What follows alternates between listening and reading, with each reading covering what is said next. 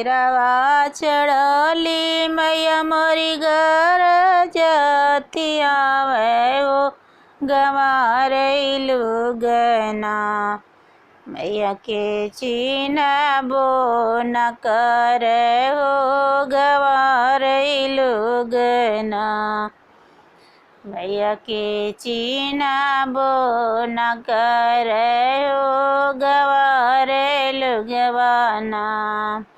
चिन्हबो जो करे उहा मालिया चोकड़वा हो गजड़वा लिहलेना। माई के कर जय जय करवा हो गजड़वा लिहलेना। माई के कर जय जय करवा हो गजड़वा लिहलेना। शेरवा चढ़ली मैया मोरी घर जती आवे हो गंवारैलु गना।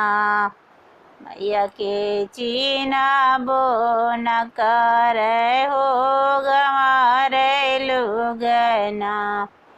मैया के चिन्हबो न करे हो गंवारैलु गना। चिन्हबो जब करे उहा बनिया के चोकड़वा नारियरवा लिहलेना। मैया के कर जय जय करवा हो नरियरवा लिहलेना। माई के कर जय जय करवा हो नरियरवा लिहलेना।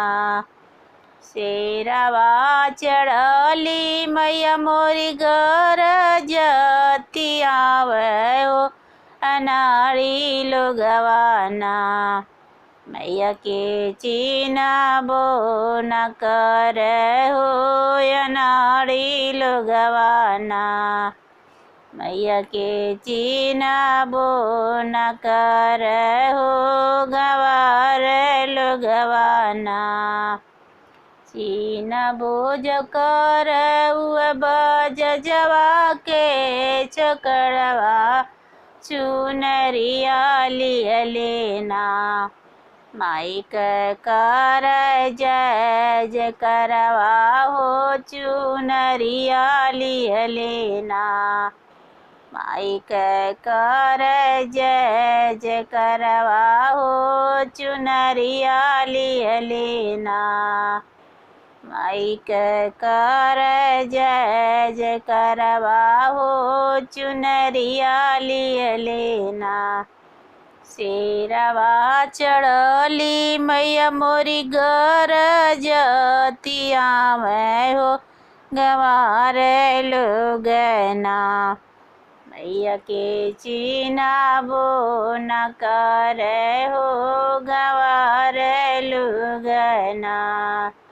चिन्हबो जो करे उहा बनियावा के चोकड़वा हो किधरिया लिहलेना। माई के कर जय जय करवा हो किधरिया लिहलेना।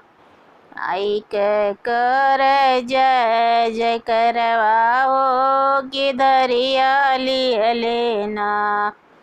शेरवा चढ़ली मैया मोरी घर जती आवे हो गंवारैलु गना। मैया के चिन्हबो न करे हो गंवारैलु गना।